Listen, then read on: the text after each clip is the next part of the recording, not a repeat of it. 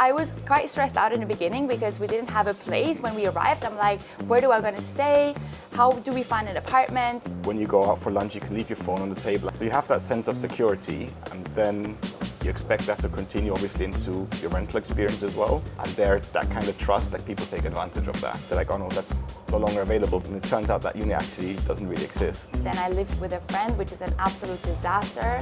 Singapore Hainanese chicken rice versus Swiss bush meat with fried egg. Chicken rice. Chicken rice, I think that's an easy one. Not a debate, No. not a debate. If there was sour cream on it, maybe I'd change No. my mind. Hi, my name is Marion. I'm a full-time content creator here living in Singapore. I moved from Switzerland to Singapore 2 years ago and have found my happy place ever since. I'm 29 years old and yeah, I'm super happy to call Singapore my home, and I'm sharing all of things Singapore, to what to explore, where to find the best food, things to do on my social media. Hey, my name is Dominic. I'm 35, a little bit older. I'm one of the co-founders of Rently, trying to make renting a better place or a better experience for people in Singapore. I've been here for 10 years, so a little bit longer. It's an amazing place. It's given me a lot. So yeah, super happy to be here. Yeah, so for me, the plan was never to stay in Singapore. I only came to Singapore because of my ex-boyfriend's job 2 years ago, and the plan was to stay. Sadly, he didn't like Singapore, and after we broke up, he went back to Switzerland, and I decided to stay because I liked it so much. So that was a phase where I was experiencing a lot of difficult challenges, such as suddenly finding a new place within 3 days and trying to get a new visa because my visa was initially tied to his company. So I was basically in Singapore without a job, without a visa, without an apartment. So that was definitely something that one of the biggest challenges in my life. That's interesting. So I actually came to Singapore 10 years ago to actually come visit my girlfriend, which moved to Hong Kong. So my bank offered me to transfer down to Singapore. I thought, it's a little bit closer to Hong Kong. Never been to Singapore, packed my bags, came down. I was meant to stay only for 2 years. And then, fell in love with the place, with the people, with the food, and especially I think the weather as well. Coming from Switzerland, it rains a lot, it's cold, it's a lot of snow, versus here, obviously, always nice and warm. So I think that's, one of the big perks of actually living here. But to be honest, I feel like Singapore is slowly overtaking Switzerland or Europe. I think, Singapore is much more advanced than kind of what Switzerland has to offer. Despite being Swiss, and it's hard to say, I think, Singapore's doing, a better job, to be honest, the last kind of 2 or 3 decades. So what would you say? Do you prefer Singapore or Switzerland? Which is better? The official answer? I want to go back to Switzerland sometime to visit, so of course I have to say Switzerland. But no, actually I prefer Singapore, to be honest. I think it's, in terms of opportunities you get here, for both professionally but personally as well. Plus I think the whole lifestyle here is much nicer. People are much more friendly, they're much more outgoing. They love to hear your stories, you love to hear their stories. So I think, honestly, I actually much prefer Singapore by now. Okay. Let's see if they let me back into Switzerland next time. Right? Hopefully. Or this is maybe a good advertisement for you to get PR at some point. Exactly, or the passports. They're both red passports, so... Same but different. Exactly, yeah. Okay.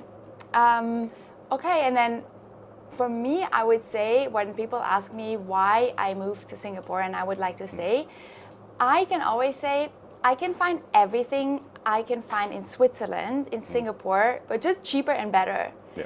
I can live a way more luxurious lifestyle in Singapore because things like manicure, hairdresser, and massage, I'm obsessed with massages, and they're quite affordable if you compare it to Switzerland. And I think it's so much more convenient. I remember moving to Singapore, I moved next to a 24-hour fair price. And just the thought of me being able to buy ice cream at 11 p.m., I think that was just the best thing. Yeah, so my experience with renting in Singapore has been very adventurous, I can say. I moved here in a condominium because of my ex-boyfriend's company. They paid for the apartment the first year. It was a beautiful condominium in River Valley. And I was quite surprised on how fast the rental market is. In Switzerland, I remember I was looking for apartments for 3 months in advance. And in Singapore, I was quite stressed out in the beginning because we didn't have a place when we arrived. I'm like, where do I going to stay? How do we find an apartment? but we visited 3 different places, and the one that we liked, she said, okay, it's ready to move in. So the next day we actually had our keys. Everything was super fast paced, and there were a lot of units available. So that just showed me the biggest difference probably to Switzerland is that it's very fast paced, and you can find an apartment to move in actually on the spot. From there, I moved, I think, 3 times within 1 year, which was honestly super exhausting. And I had to find last minute apartments quite a few times, where I lived in service apartments. Then I lived with a friend, which is an absolute disaster. But I think that it is not hard to find an apartment in Singapore if you know where to look for and if you know some tips and tricks. Yeah, no, I think was also one of the biggest surprises when I actually moved here. Because when I was speaking to my colleagues that are working at my bank already, they're like, oh no, just find a place when you move here. I'm like, no. Right. Like when I found my previous place, I think I booked it like 4 months in advance. He's like, no, you can get it on the same day. So I think that was quite surprising. Then having to like hand over a check at the time to the landlord. I'm like, I don't know this guy. Like I'm just giving money out. Like what's going on here? Like especially being new. And they were saying, no, that's just how it works here. I think that was quite an eye-opening, quite a weird experience. Also not very pleasant, to be honest. And I think I moved also 4 or 5 times in the time I've been here. Again, I think also difference to Switzerland. Like people tend to stay in an apartment for 5, 10, 15 years versus here people move every couple of years. But yeah, it's very different dynamics, I think. There's a lot of this influx of like expats that also leave, but also I think the way rents are handled, the power that landlords sometimes have, I think it's a very one-sided market. I think it's obviously shaped kind of what we're trying to do. But yeah, it's never a fun experience. Like when you move in and like you have to get every little scratch in like minute detail, with always that worry that you're not going to get your money back at the end. I had so many friends that kind of lost all their deposit, half their deposit, or especially if you move back to Europe, there's no way to actually claim your money back afterwards. Yeah. So I think it's actually quite a stressful experience. And then like one of the quirks here as well, which I found, which we didn't have in Europe, is like when you find a place online that you like and you call, the agent or you call the landlord, well, usually it's the agent, they're like, oh no, that's no longer available, but let me show you other units that are similar. And it turns out that unit actually doesn't really exist, right? Yeah. So I think although the condos are nice, the facilities are nice, the process of actually getting there, is quite Did you horrible. also find, when we looked at apartments on the internet before moving here, I found the pictures for all the condominiums are just absolutely terrible. Yeah. The worst lighting, sometimes even by visualization, so you don't even know what the place looks like. Yeah. So in reality, it looked completely different. But one of the biggest difference I found also to Switzerland is that you have to sign, or they want to make you sign a 2 years contract, which you don't have in Switzerland. And you can even negotiate the rent down to maybe like $200 or $300 if you sign a 2 years lease. This is something that, is hard to sometimes plan if you don't know how long you're staying in Singapore. So signing a contract for 2 years, I think is a big issue for expats coming here, for like a big commitment issue. Yeah, no, so I think the rental market dynamics are actually extremely interesting in Singapore. So it always flips between either, massive oversupply or kind of the landlords having all the power. So especially like you moved here 2 years ago, which was actually pretty much the peak of the rental market. Yeah, super. So everyone told us that the rents were the highest they've ever been. Yeah, and there's also no pricing guarantees or government regulation. So one of my friends, he was renting his condo, and when it came up for renewal, he kind of forgot when the renewal date was, which was a little bit his fault. But I think it was like 3 days before he said to the landlord, I want to renew. And he's like, okay, it's going to cost you 3 times what you paid before. Wow. And he's like, take it or leave, right? So he ended up, I think, paying 2.5 times what you paid before. Yeah. And again, there are a lot of expats left during that time because rents did go pretty crazy. But again, different kind of rental markets have different quirks. Like we also work in Dubai, and there it's usual that you pay 1 year's rent up front. Up front, yeah. So obviously that causes other issues. Here it is 2 months, right? No, here's what usually it's 1 or 2 months deposit plus first month's rent. Okay. In Dubai, it's deposit plus up to 12 months rent up front. Yeah. So yeah, it's obviously kind of problems we're trying to address with what we're doing. Because Yeah. again, like I think in Europe, for all maybe other issues it has, like the rental market works quite well. It's quite regulated. There's only a certain amount like in prices that they can go up, so like people feel safe. And here, like every time you speak to a friend and he's like, oh, my contract's up for renewal in 2 months. Oh my God, what am I going to pay next? Yeah. How expensive is it going to be? I've got to move again. Got to uproot the family, move from like one condo to the next. So I think it's not a very pleasant experience. But speaking about not pleasant experiences, I recently heard some really bad stories about like scams online where the unit existed, they went for the viewing and they actually paid the deposit and the rent, and then turns out like the whole listing was a scam, or they got to the wrong agent, so the money was gone and they're not protected in any way. Have you experienced or heard of similar stories? Yeah, it happens a lot, right? So I think obviously that's kind of what we're trying to address with what we're doing with what we call Rently Care, is actually to stop that process. I think there's one thing, either it's a fake agent or it's a fake landlord, and they're easy things to check actually in terms of is the agent actually registered with the CEA? Does he actually exist? You can even call the agency to figure that out. You can check who owns the property, right, to make sure that landlord actually owns the place. Again, we obviously use my info and SyncPass to kind of verify people. But it's a huge issue. Again, I think we did a story with a couple that actually had exactly that, right? They paid the deposit and then all that money was gone. So I think like when you come to Singapore, you're like, oh, it's a very well-regulated place. Again, when you go out for lunch, you can leave your phone on the table. I leave my laptop there sometimes when I walk away. So you have that sense of security, and then you expect that to continue obviously into your rental experience as well.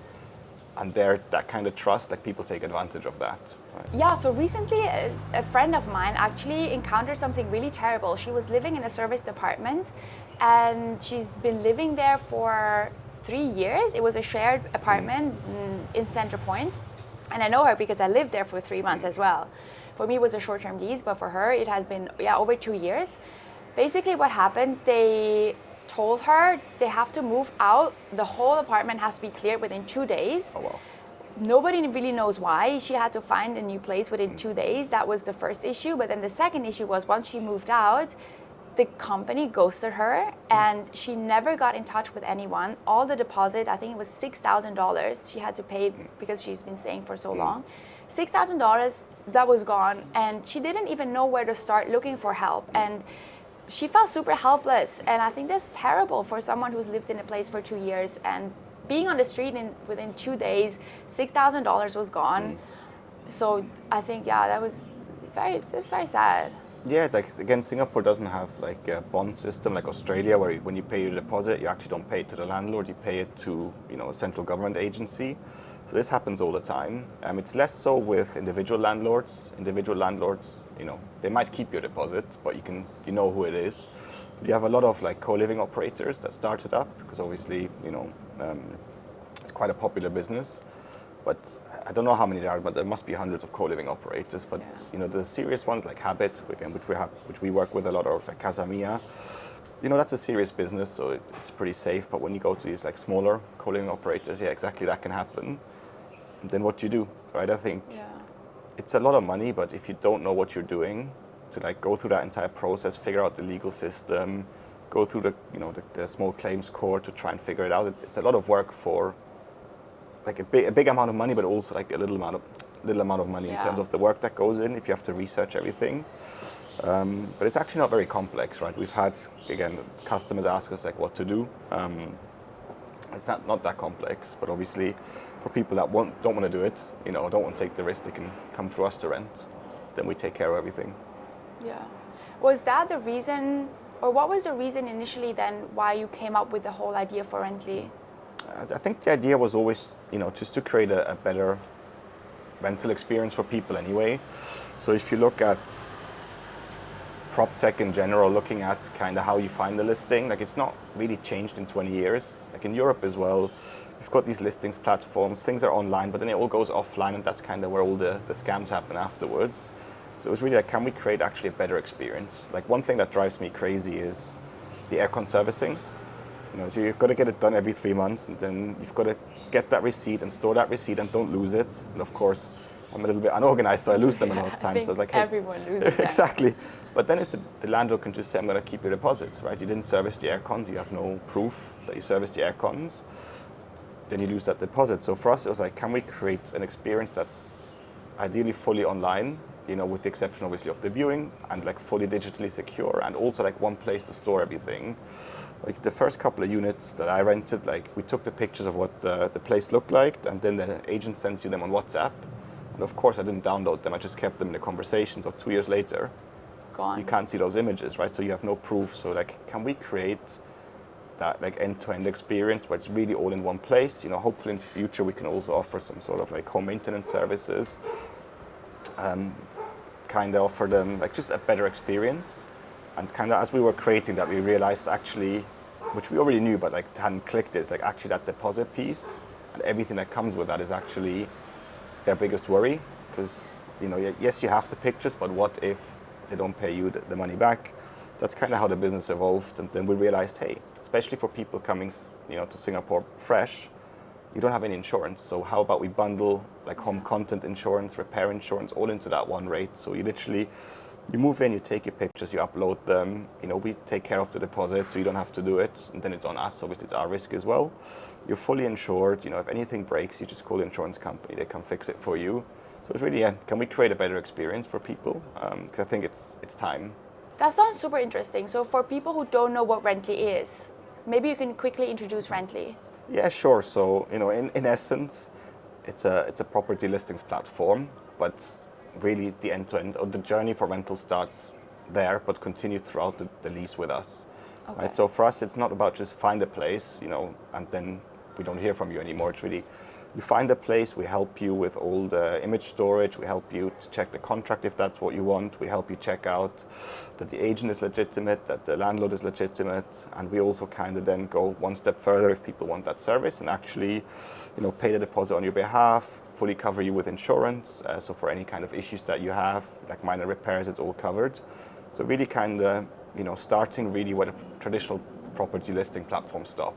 Basically, you take care of all the annoying stuff and the things that could cost you a lot of money in the end. The things that could go wrong, right? I think, a friend of mine once explained it actually in a really interesting way. Like when you go buy a Mercedes and you go into the dealership, people they look after you, they make sure you have this amazing experience and you spend whatever is $150,000 on that car. When you rent a place for 2 years, you might also be spending $150,000. Right. So it's the same amount of money, but the experience is just rubbish, right? Like from finding the place, from, you feel insecure moving in, you don't know, is there someone trying to get you? So it's a really weird, actually, paradox, the amount of money you spend and the quality of experience you get for it versus if you compare it again to buying a car. That's a very interesting comparison. Yeah, and unfortunately, I can't take up. credit for that. Yeah, but it's true. It's true. Like renting, I think whoever thinks of renting, it's just one big, imagination of struggles. Yeah. For me, it's also a struggle. Paperwork and will I get my money back? And where do I even start with all of this? And organization.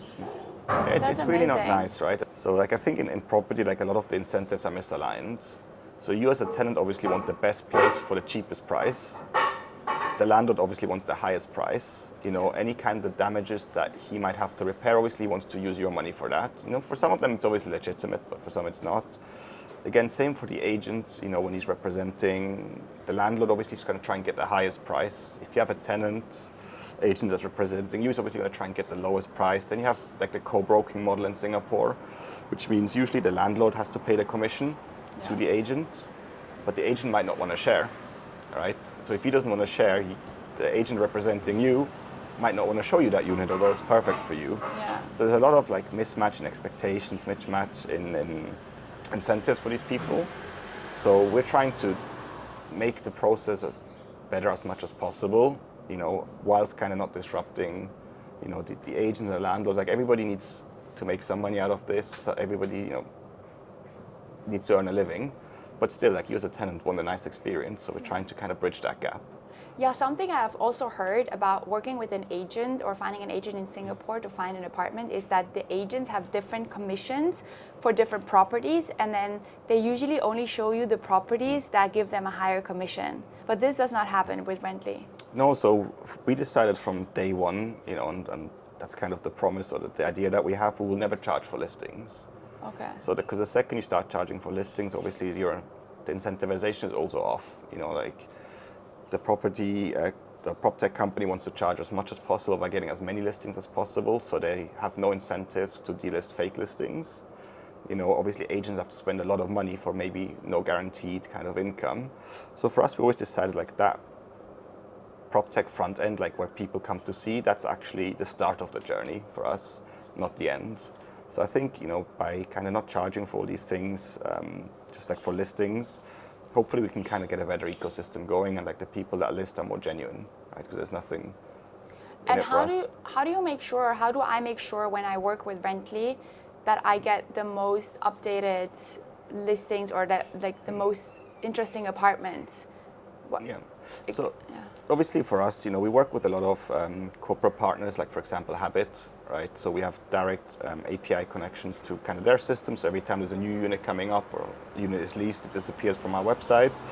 And then obviously for individual listings, like we do monitor that ourselves as well to make sure that the listings are still within date or that they're actually legitimate. Again, obviously we can't catch everything, but we try and actually, catch the majority of kind of these fake or older listings to make sure they're removed from our platform. And as mentioned, the rental market is super fast paced. Can Rently keep up with for example, I come to Singapore and I need an apartment within 3 days. Yeah, Can you keep up with that pace because you got to do all the paperwork and there's just a lot of things? No, it's actually surprisingly efficient. Like as I said, I think Singapore's leapt ahead of Switzerland. Yeah. When it comes to, renting a place, for us to do all the checks that we need to do, it takes, 10, 15 minutes. Okay. You just have to know what you're doing. And then the paperwork, it's all electronic. So we can use my info kind of to verify the people. We use SingPass Sign to sign contracts. So it's all pretty digital. So for us, that's not really a worry. I see. Do you also rent with Rently? Of course, I have to. Otherwise, be a bad brand ambassador. No, of course I do. Yeah. Okay. Like although I know the intricacies of how it's meant to be done, I also don't really have the time and energy really to kind of do all those things. So just having the app, having everything taken care of, it helps me as well. Well, the terms and conditions are a bit similar. 2 years rental usually. The deposit upfront.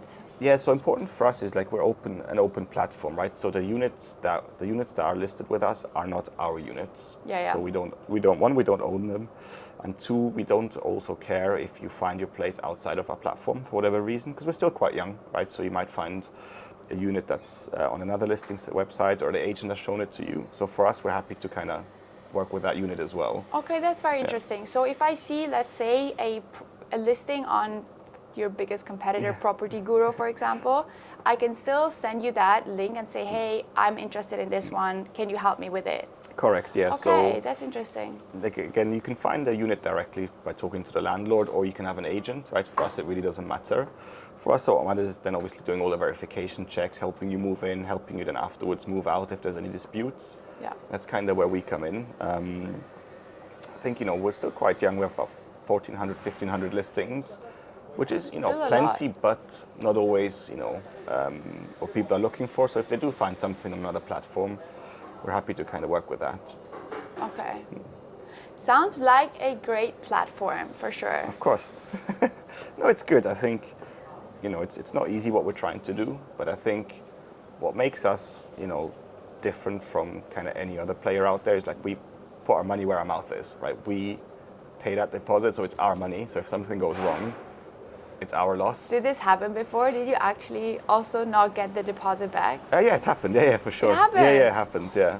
So but then that's our problem. Okay, that's your problem. Yeah, so for us it's really like, when the tenant moves in, it should be hassle-free. So one, everything's legitimate. Two, you're fully insured. I think that's a big perk as well. Like you don't have to go get your own insurance company, and we pay for that as well. You don't even have to pay for it. And we pay that deposit to the landlord. So kind of when you move out, or like one, during your stay, you shouldn't have any issues because you have the insurance cover to protect you. And when you move out, if there's something that goes wrong, then it's kind of our problem. Okay, I hope it doesn't happen too often. Often enough, but not too often. What are the reasons why landlords not paying back the deposit? They're just ghosting you? Yeah, so there's obviously, I think, some cases are justified, right? So sometimes when a tenant doesn't pay his rent and moves out early, and maybe there's no diplomatic clause, the landlord's justified to keep that deposit, right? But then other times they just say no. No. No. It's crazy, yeah, that there's no regulation from the state that protects you. No, obviously there's a court process that you can go through, which we then go through to get that Small court money back. claim. Yeah, so we do that process. Again, I also don't understand why the landlord would not return it, because there is a very straightforward way to get judgment and get your money back. But I think that also helps, and sometimes also scares landlords when there's now a corporate in between, so they know they can't do that. But again, unfortunately, it happens frequently enough in Singapore that people are scared of this problem. But again, most landlords are genuinely good landlords, right? Yeah.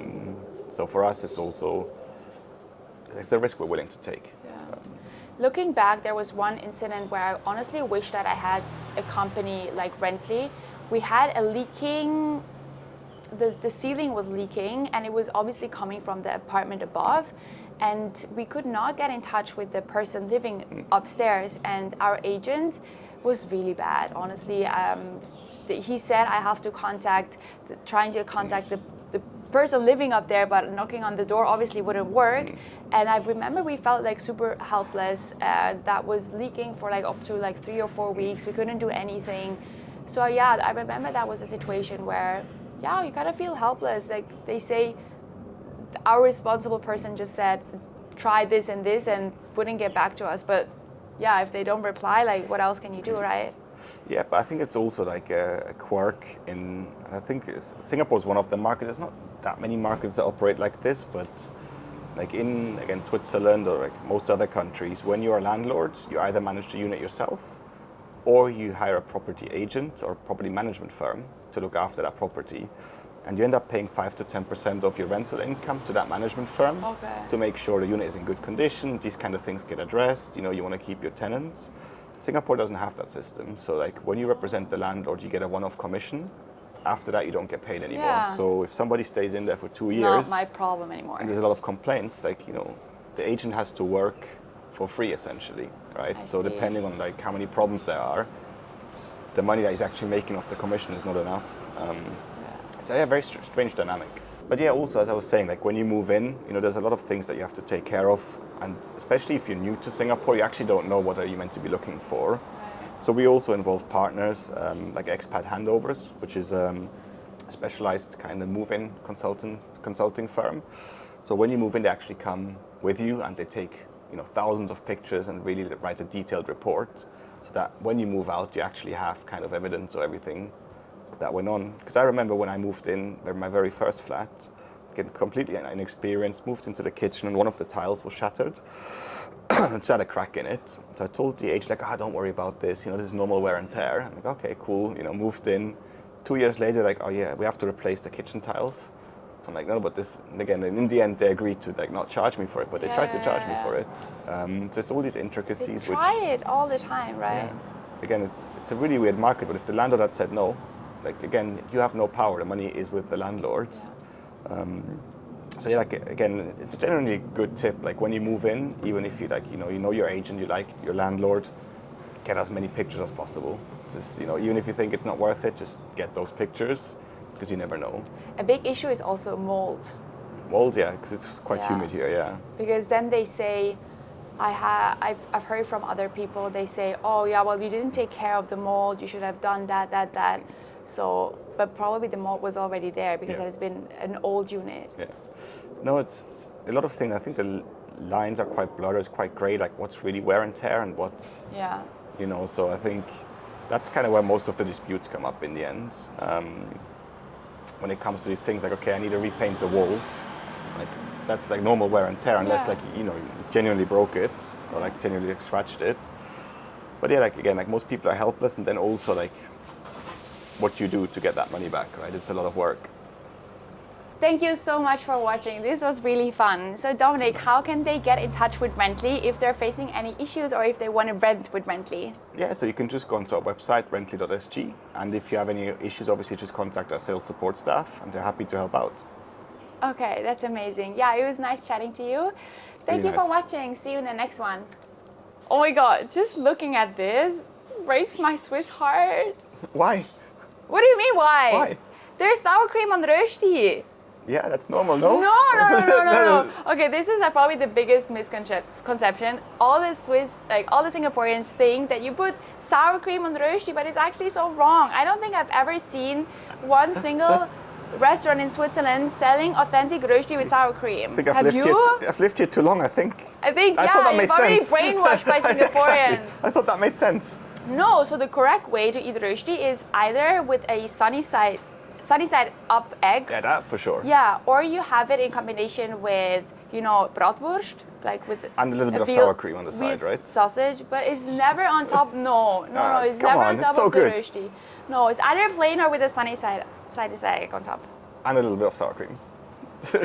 I really don't. I think you maybe know Swiss by heart. Yeah, that's the thing. I think it's all a lie. Before we cut, actually, Dom, you have never tried rojak before? No. You want to try it? Yeah, go on. Yeah, What is it? you see. You want to just say this is the first time you're ever eating rojak? Can do, yeah. It's actually the first time I've been eating rojak. Never had it. Didn't even know about it. It looks delicious. Definitely better than the rest. Definitely better than this. Give it a try. You can talk us through how you're feeling. Excited, scared. Actually surprisingly nice. What does it taste like? Wait, you haven't had rojak? No, I have. You have had? For people who haven't. It's quite difficult to describe actually. It's a bit spicy, it's peanutty, kind of fresh with the fruit. But a very, honestly, strange dish.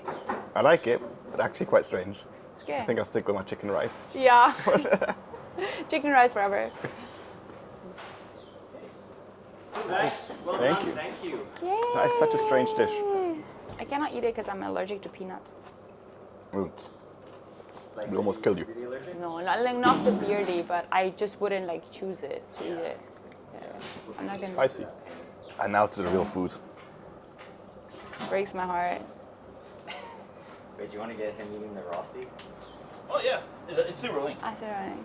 Actually, wait. It breaks. We'll just get back on this. What really happens when the cameras are shut off? Right. He goes to the everyone's Swiss food. No, yeah, but okay. Let us know how it tastes with How it should do with the sour cream. Wirklich. But it makes the rösti all the crisp becomes mushy. Right? Quite nice. Oh, okay. Not sweet. Too much Singaporean influence already. Gonna lose that passport. Singaporean already. Cannot. Can. Cannot. Dude, you're the treasurer of the Swiss Club, right? Are We're you? going to send that to them. I'm giving up. Thank To be you fair, it's so better much. than plain. Yeah, that's true. But Like- real good Swiss rösti, it doesn't need anything because it's so flavorful. I don't know why I'm even promoting rösti. I just don't like it anyway. Swiss don't flavor. Yeah, They just use salt and pepper. That's true. Just a lot of fat. He's getting which caught makes out. it- There's some little herbs here. It's actually good. Awesome. All right. Thank you.